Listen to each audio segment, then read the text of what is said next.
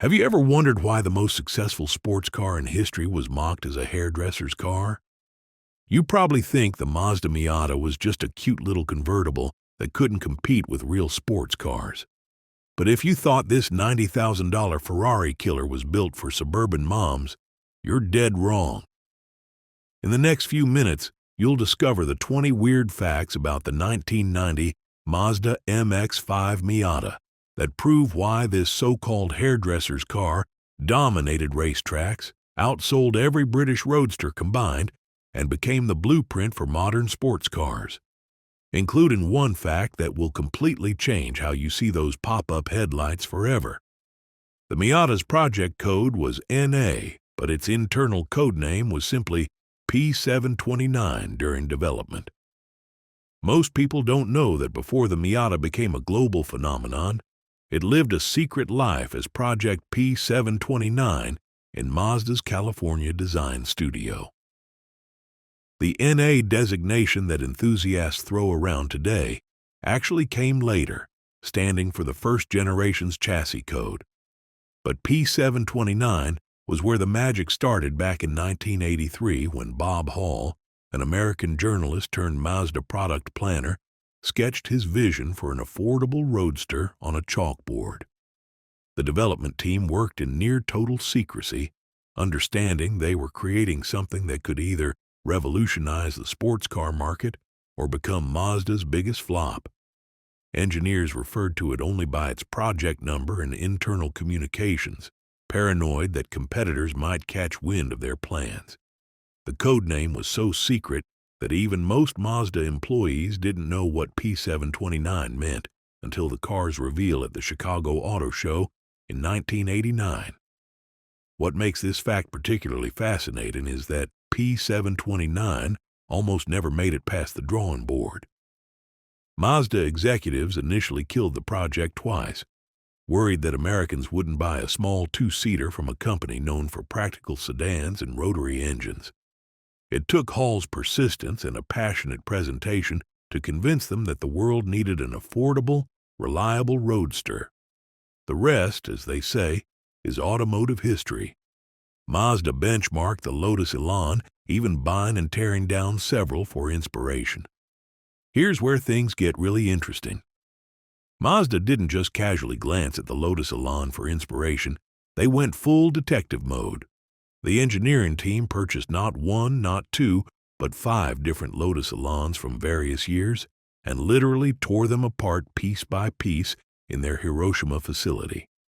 They weighed every component, measured every dimension, and analyzed every design decision Colin Chapman's team had made decades earlier. The obsession went so deep that engineers created detailed charts comparing the Elan suspension geometry, weight distribution, and even the way the doors clicked shut. They discovered that the Elan's magic wasn't in raw power, but in how every component worked in harmony. The steer and feel, the way weight transferred in corners, even the position of the gear shifter, everything was documented and studied like they were reverse engineering an alien spacecraft. But here's the kicker. Mazda didn't want to copy the Elan, they wanted to perfect it. They identified every weakness, from the Lotus's notorious reliability issues to its leak-prone soft top, and engineered solutions. Where the Elan used fragile fiberglass, Mazda used steel. Where Lotus used temperamental twin-cam engines, Mazda chose bulletproof reliability. The result was a car that captured the Elan's soul but added Japanese dependability, creating what many consider the greatest affordable sports car ever made. Engineers tested early prototypes under the disguise of chopped-up Honda Civics. The lengths Mazda went to keep the Miata secret would make spy novelists jealous. Early prototypes weren't just covered in camouflage wrap like modern test cars. Engineers literally cut up Honda Civic bodies and grafted them onto Miata chassis to throw off automotive spies. Picture this: a Frankenstein creation with a Civic front end, Miata middle, and cobbled together rear section prowling the streets of Hiroshima at 2 in the morning. Test drivers were given specific routes through industrial areas where they were least likely to encounter photographers, They carried fake registration papers listing the vehicles as experimental Civics and were instructed to claim they were testing new suspension systems if questioned. One engineer later admitted they spent more time planning deception strategies than actual driving routes. The disguise was so effective that, when spy photos did leak, automotive journalists speculated Honda was developing a new sports car. The most incredible part? Mazda engineers actually borrowed this trick from Porsche, who famously tested 911 prototypes disguised as Volkswagens in the 60s. But Mazda took it further, creating multiple false prototypes with different body styles to confuse competitors about their true intentions. Some had long hoods, suggesting front engine layouts. Others had fake air intakes implying mid-engine configurations. It was automotive theater at its finest. The car's name Miata comes from an old High German word meaning reward. While the rest of the world knows it as the MX-5, Americans got the name Miata, and the story behind it is pure marketing gold. Mazda USA hired a naming consultant who presented hundreds of options, from alphanumeric codes to made-up words. The winning choice, Miata, supposedly derived from Old High German meaning reward or prize, though linguists debate this etymology. What's fascinating is how different regions got completely different names. Japan called it the Unos Roadster, Australia knew it as the MX-5, and only North America used Miata. Mazda's marketing team believed Americans needed an emotive name, not just letters and numbers. They tested Miata with focus groups who loved how it rolled off the tongue, sounding both exotic and friendly, like a Mediterranean vacation destination. The irony is that the Miata name became so iconic that even when Mazda tried to phase it out in later generations, pushing the MX-5 designation globally, enthusiasts refused to let go. Today, even Mazda's own marketing materials often include Miata in parentheses, acknowledging that sometimes the customers choose the name, not the company. It's one of the few cars where a regional nickname became more powerful than the official designation. The U.S. launch in 1989 offered three colors, only classic red crystal white and Mariner blue. Mazda's color strategy for the Miata's debut was deliberately minimalist, and there's a brilliant reason why. The three launch colors weren't random choices, but carefully selected to evoke classic British roadster heritage while maintaining broad appeal. Classic red dominated, accounting for nearly 50% of initial orders, because market research showed Americans associated red with sports cars. Crystal white appealed to buyers wanting something more subtle, while Mariner blue split the difference. What most people don't know is that Mazda had developed 12 different colors during testing, including a British racing green that was ultimately rejected for being too on the nose. The marketing team feared offering too many choices would dilute the car's impact and confuse buyers who were already taking a leap of faith on this unknown quantity. They wanted every Miata on the road to be instantly recognizable, creating a rolling advertisement for the brand. The strategy worked perfectly. Dealers reported that customers rarely haggled over color availability, instead joining wait lists for their preferred shade. The limited palette created an unexpected benefit. It made early Miatas feel special and exclusive, like being part of a club. When Mazda expanded the color options in 1991, adding Silverstone Metallic and Brilliant Black, early adopters wore their original three colors like badges of honor. Pop-up headlights gave it a cheeky smile, helping define its friendly image. Those pop-up headlights weren't just a stylistic choice, they were psychological warfare in automotive design. Mazda's designers discovered during clay model testing that fixed headlights made the car look aggressive or angry, contradicting their vision of an approachable sports car. Pop-ups, when closed, created a smooth, friendly face that wouldn't intimidate non-enthusiasts. When raised, they transformed the Miata into something playful rather than menacing. The mechanism itself was a marvel of simplicity compared to contemporary designs. While other manufacturers used complex motor-driven systems prone to failure, Mazda engineered a bulletproof design with just 17 moving parts. Engineers tested the headlights through 200,000 cycles, equivalent to 40 years of daily use. They even programmed a party trick. Holding the button made the lights wink, a feature owners used to communicate with other Miatas on the road. But here's what's truly remarkable. Mazda's design team studied facial recognition psychology and discovered that the Miata's front end triggered the same neural responses as seeing a smiling face. The pop-up headlights, when partially raised, created the automotive equivalent of sleepy eyes, making the car appear vulnerable and endearing. This wasn't accidental. It was carefully engineered anthropomorphism that helped men overcome the stigma of driving a small convertible. Its curb weight was just 2,116 pounds lighter than many 1960s British roadsters it was inspired by. The Miata's featherweight construction was an obsession bordering on fanaticism. Engineers held gram strategy meetings where they'd debate removing 3 ounces here, 5 ounces there. The spare tire was a temporary use-only space saver. The battery was the smallest that could reliably start the engine. Even the owner's manual was printed on lighter paper than standard Mazda publications. Every ounce mattered in pursuit of driving purity. Consider this. The Miata weighed less than an MGB despite having more safety equipment, better crash protection, and modern amenities like intermittent wipers and a decent heater. Mazda achieved this through innovative techniques like using high-tensile steel in specific areas, allowing thinner panels without sacrificing strength. The hood was aluminum. The bumper beams were precisely calculated to meet regulations without an extra pound, and even the carpet backing was optimized for weight. The weight savings created a cascading effect of benefits.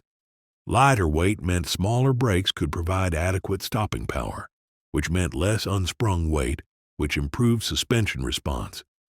The lightweight philosophy extended to the wheels, just 13 pounds each, contributing to the telepathic steering feel. When journalists drove early Miatas, they consistently mentioned how the car felt like an extension of their body, a direct result of this weight optimization. Power came from a 1.6-liter DOHC4 making 116 horsepower, but the magic was in the handling balance. Everyone fixated on that modest 116 horsepower figure missed the entire point of the Miata. This engine, internally designated B6ZE, was a masterpiece of purposeful engineering. It wasn't about peak power, but about how that power was delivered. The twin-cam head allowed a 7,000 RPM redline, unusually high for an affordable car in 1989. Power built linearly, predictably, teaching drivers about momentum and precision rather than overwhelming them with torque. The engine shared its basic architecture with the 323 GTX, but received unique tuning focused on response rather than output. Mazda engineers spent months calibrating the throttle linkage for the perfect relationship between pedal movement and engine response. They wanted experienced drivers to feel connected while ensuring novices wouldn't get into trouble. The result was an engine that felt faster than its number suggested because it rewarded skillful driving. What really made this powertrain special was its bulletproof reliability. While contemporary European roadsters suffered from Lucas electrics and temperamental carburetors, the Miata's fuel injection started every time, idled smoothly, and required nothing more than basic maintenance. Owners discovered they could drive their cars hard daily without fear of breakdowns, fundamentally changing expectations for sports car ownership. The 1.6 proved you didn't need massive power if every other aspect of the driving experience was perfectly calibrated. Near 50-50 weight distribution was engineered by offsetting the engine slightly behind the front axle. Achieving perfect balance in the Miata required engineering tricks that would make physics professors smile. Mazda engineers didn't just plop the engine in the traditional spot, they mounted it as far back as possible, technically making the Miata a front mid-engine car. The Engine sat so far back that the oil pan required a special cutout to clear the suspension crossmember. This packaging nightmare was worth it for one reason: achieving that magical 50-50 weight distribution. But displacement alone wasn't enough. Engineers positioned the battery in the trunk, used hollow driveshaft sections to move weight rearward, and even calculated the fuel tank location to maintain balance as gas was consumed. They discovered that a full tank versus empty could shift weight distribution by 2%. So they positioned the tank directly over the rear axle to minimize this effect. The spare tire location was debated for weeks until they found the perfect spot that wouldn't upset balance. The obsession with balance extended to accessories. The optional hardtop was designed to weigh exactly the same as the soft top mechanism it replaced, maintaining perfect equilibrium. Air conditioning, which added 40 pounds, required recalibration of spring rates to preserve handling. Even the driver's seat was positioned to place an average weight driver at the car's center of gravity. This attention to detail created handling so intuitive that driving schools still use original Miatas to teach proper technique. The gearbox was praised as one of the slickiest manuals ever. With rifle bolt precision, that legendary Miata shifter didn't happen by accident. Mazda engineers studied everything from Ferrari-gated shifters to truck transmissions, searching for the perfect shift action. They discovered the secret wasn't just mechanical precision, but the entire sensory experience. The shift knob height, diameter, and weight were tested in quarter-ounce increments. The throw length was calculated to match natural arm movement. Even the shift boot design affected feel and was revised 17 times. The internal designation M15MR transmission used a unique double-cone synchronizer design on first and second gears, allowing lightning quick downshifts without grinding. But the real magic was in the linkage. While most manufacturers use cables or complex rod systems, Mazda engineered a direct connection between shifter and transmission. This eliminated play and provided immediate feedback. Engineers joke that they spent more development time on 6 inches of shifter movement than entire car companies spend on whole transmissions. Professional racing drivers noticed immediately. They described the sensation as telepathic, like the transmission was reading their minds. The shifter became so iconic that when Mazda updated it in later generations, purists complained any change was sacrilege. Aftermarket companies still sell original-style shifters to newer Miata owners chasing that perfect feel. It proved that in a world obsessed with dual-clutch automatics and paddle shifters, sometimes perfection means executing the basics flawlessly. Despite the hairdresser's car insult, the Miata became the world's best-selling 2-seat roadster. The hairdresser's car label started before the first Miata even reached dealerships. Automotive journalists, conditioned by decades of macho muscle cars, couldn't comprehend a sports car that prioritized finesse over force. The joke spread through car culture like wildfire. Real men drove Corvettes, secretaries drove Miatas. Dealerships reported male customers bringing girlfriends or wives to test drive, pretending they were buying for them. The stigma was real and Mazda knew it. But something interesting happened. While insecure drivers mocked from the sidelines, actual enthusiasts were discovering the Miata's brilliance. Racing sanctioning bodies noticed these reliable, affordable cars were perfect for competition. Spec Miata became the most popular racing class in history. Track day instructors recommended them to students. The hairdresser's car was embarrassing everyone at autocross events, including cars costing 3 times as much. By the time Mazda produced its millionth Miata in 2016, the joke had completely flipped. The hairdresser's car had outsold every British roadster ever made combined. It saved the roadster category from extinction, inspiring competitors like the BMW Z3 and Porsche Boxster. Today, saying someone drives a hairdresser's car is more likely to mean they understand driving dynamics better than bench racers obsessed with horsepower numbers. The Miata proved that sometimes the biggest insult becomes the greatest compliment. Early Miatas had a little tooth on the grille, open in a nod to the Lotus Elan. That tiny central tooth in the original Miata's grille wasn't random styling. It was a deliberate homage that only true enthusiasts would recognize. Mazda's designers called it the trademark's tip of the hat, a subtle acknowledgement of the Elan's influence without copying outright. The tooth measured exactly 1.75 inches tall, precisely proportioned to echo the Elan's characteristic intake while maintaining the Miata's unique identity. Design chief Tom Matano fought to keep this detail when accountants questioned the tooling costs for such a minor element. He argued it was the difference between a generic sports car and one with soul. The tooth required a separate mold insert and complicated the bumper manufacturing process, adding $12 per unit in production costs. For a car targeting affordability, every dollar mattered. But Matano convinced executives this detail would matter to the right buyers. What's remarkable is how this tiny detail became a generational identifier. When the NB generation launched in 1998 without the tooth, purists mourned its loss like a death in the family. Forums exploded with debates about whether the cleaner grille improved aerodynamics or destroyed character. Aftermarket companies began producing tooth retrofit kits for NB owners wanting that classic look. It proved that in car design, the smallest details often carry the most emotional weight. U.S. cars use the engine from the 323 GTX detuned but tough and rev-happy. The engine sharing between the Miata and 323 GTX was more clever than simple parts bin engineering. Mazda took the GTX's turbocharged B6T engine, removed the turbo, and created the naturally aspirated B6ZZ. But calling it detuned misses the point. Engineers didn't just remove boost, they optimized everything for natural aspiration. The compression ratio jumped from 7.9 to 1 to 9.4 to 1.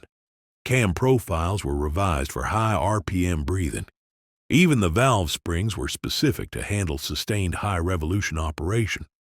This engine had already proven itself in rally competition, surviving abuse that would destroy lesser motors. The bottom end was overbuilt for turbo duty, meaning it was practically indestructible in naturally aspirated form. Owners discovered these engines could take incredible abuse. 7,000 RPM shifts all day long, no problem. Occasional over-revs to 8,000. The engine shrugged them off. This reliability became legendary in racing circles, where spec Miata engines routinely survived entire seasons without rebuilds. The unexpected benefit was tunability. That overbuilt bottom end meant the engine responded brilliantly to basic modifications. A header, exhaust, and ECU tune could extract another 20 horsepower without sacrificing reliability. Forced induction kits appeared immediately, with the engine happily accepting boost levels that would grenade a purpose-built naturally aspirated motor. The 323 GTX connection meant the Miata's engine wasn't just reliable, it was a tuner's dream hiding in plain sight. The hood was designed to crumple in a way that protected pedestrians, a first for a small sports car. In 1989, pedestrian safety wasn't even on most manufacturers' radar, but Mazda was already thinking ahead. The Miata's aluminum hood wasn't just for weight savings, it was engineered with specific crumple zones that would cushion pedestrian impacts. Engineers used early computer modeling to simulate various collision scenarios, pioneering techniques that wouldn't become industry standard for another decade. The hood's underside featured strategic reinforcements that would collapse in a predetermined sequence, absorbing energy before a pedestrian's body could impact harder components like the engine. The hood hinges were designed to break away at specific force levels, preventing the hood from acting like a wall. Even the windshield wiper pivots were recessed to reduce injury potential. Mazda never advertised these features, considering them ethical obligations rather than selling points. This forward-thinking design philosophy extended throughout the car. The pop-up headlights, often criticized as pedestrian hazards, actually included breakaway mounting points.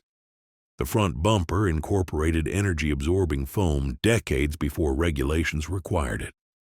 These safety innovations added weight and cost to a car obsessed with both. But engineers successfully argued that sports cars had a responsibility to protect more than just their occupants.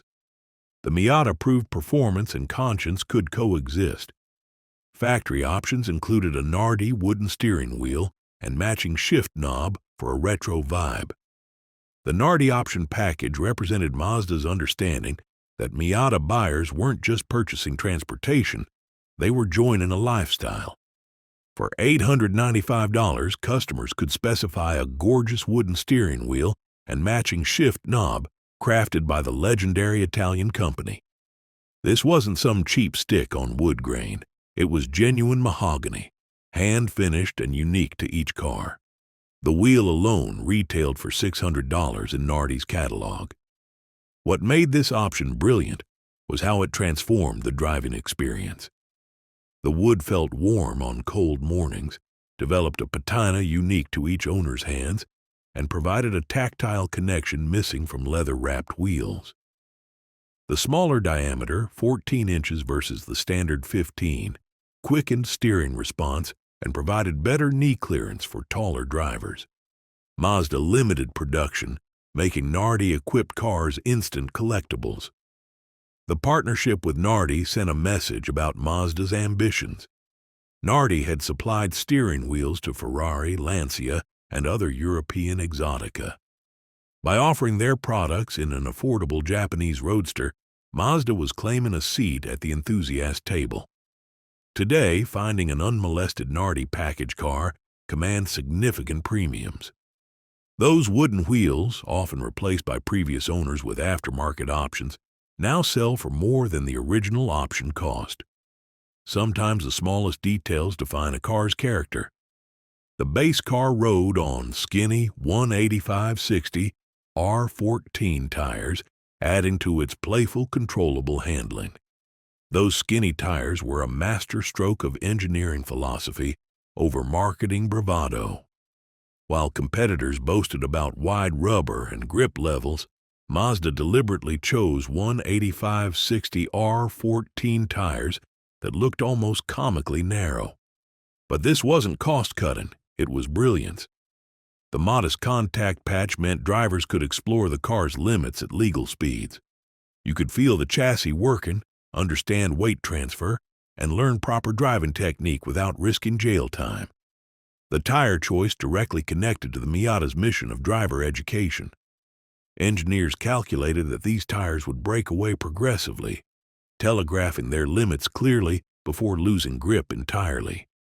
The narrow width also reduced unsprung weight, improving suspension response and steering feel. They discovered that wider tires actually made the car less fun at street speeds, requiring dangerous velocities to experience the same chassis feedback that skinny tires provided at 40 miles per hour. Professional drivers initially scoffed, then understood. Racing legend Randy Pobst famously said the Miata taught him more about car control than any other vehicle because those skinny tires demanded proper technique. You couldn't muscle through corners on grip alone. You had to be smooth, precise, and understand momentum.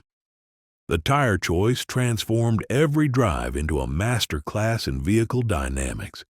Today's Miatas wear much wider rubber, gaining ultimate performance but losing that accessible educational character that made originals so special. Japanese market cars were badged as the Yunos Roadster. Part of Mazda's quirky sub-brand strategy, the Yunos Roadster name represented Mazda's ambitious and ultimately doomed attempt to create a luxury channel in Japan. Yunos, derived from the Japanese word for joy, was supposed to position the Roadster as a premium lifestyle product rather than basic transportation. Japanese buyers didn't get Miata badges anywhere. Instead, they received unique Yunos emblems, different interior trim, and exclusive color options like Neo Green, a metallic shade never offered elsewhere.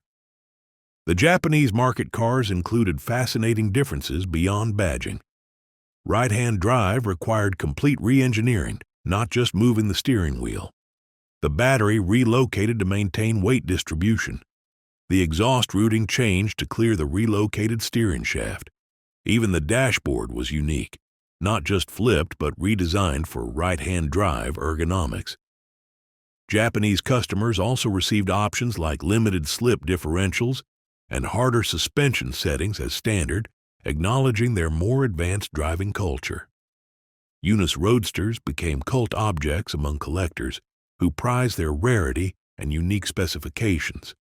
The brand experiment failed, with Yunus folding in 1996, making these cars orphans with exotic nameplates. Today, importing a genuine Yunus Roadster requires extensive paperwork and commands premium prices.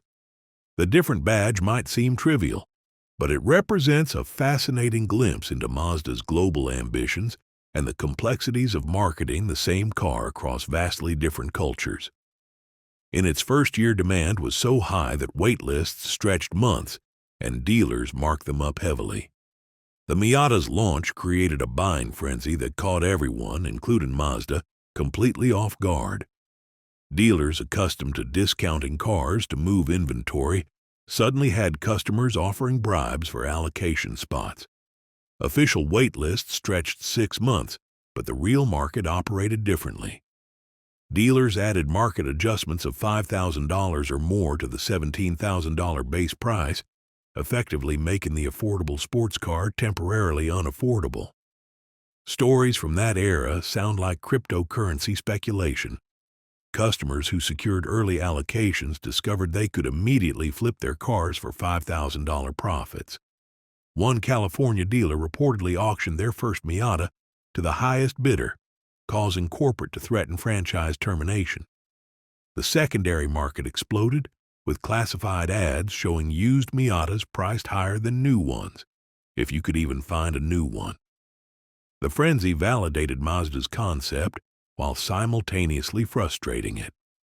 This demand shock forced Mazda to rapidly increase production, but they refused to compromise quality for volume. Instead of flooding the market, they methodically ramped up manufacturing while maintaining standards. The strategy preserved the car's special feel and avoided the fate of other instant hits that oversaturated their markets. By year 2, supply finally matched demand, but that initial scarcity created an ownership mystique that enhanced the Miata's appeal for decades. Sometimes the best marketing is not having enough product. The Miata's pop-up headlights were discontinued after 1997 due to changing safety regulations. The death of pop-up headlights represented more than regulatory compliance. It marked the end of an automotive era.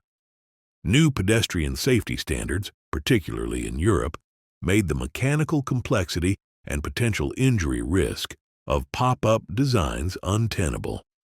Mazda engineers spent 2 years trying to develop compliant pop-ups before accepting the inevitable. The NB generation's fixed headlights might have been safer, but they forever changed the Miata's personality. What most people don't realize is how close Mazda came to saving the pop-ups. Engineers developed a revolutionary design using deformable mounting points and breakaway mechanisms that technically met regulations. Prototypes successfully passed initial testing, maintaining the classic look while improving safety. But the cost and complexity made them impractical for an affordable sports car. The tearful meeting where designers accepted defeat became legend within Mazda, marking the moment whimsy surrendered to regulation. The irony is that pop-up headlights, initially chosen for aerodynamic and aesthetic reasons, became the Miata's defining characteristic. When fixed headlights arrived, sales initially softened as loyalists mourned the loss. Mazda tried compensating with aggressive headlight designs that mimicked the pop-up's character, but it wasn't the same. Today, first-generation Miatas with functioning pop-ups command premium prices, their momentary wink connecting drivers to a time when cars could be playful without apology. Today, hairdressers' car jokes have flipped Miatas are track day darlings, with global spec racing series proving their credibility. The transformation of the Miata's reputation represents one of automotive history's greatest reversals. Walk through any track paddock today and count the Miatas.